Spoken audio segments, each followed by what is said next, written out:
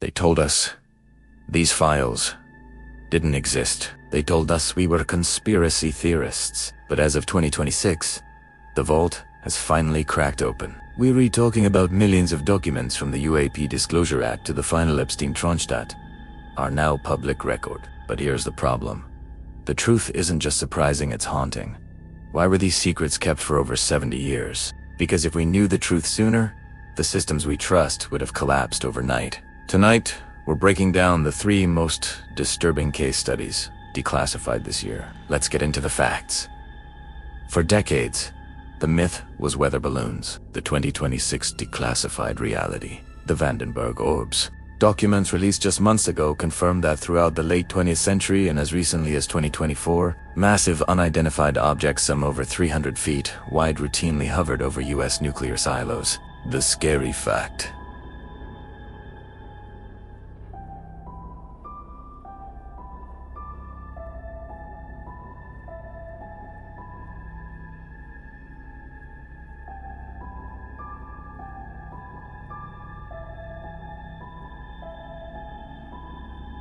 These aren't just sightings.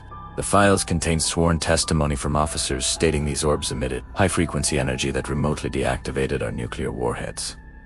Why the secret? The government had to hide the fact that our most advanced weaponry is completely defenseless against the technology we still don't understand. We aren't just being watched, we're being neutralized. This is perhaps the hardest to digest. We've known about Project Sunshine and fragments, but the 2026 full record release reveals a thorough account of the body snatchers. In the 1950s, the government secretly harvested the limbs and bone tissue of over 1,500 deceased infants and children without their parents' knowledge or consent. Fact. They weren't just testing radiation. They were measuring how quickly nuclear fallout from our own weapons. Testing was being absorbed into the bones of the next generation. The secret.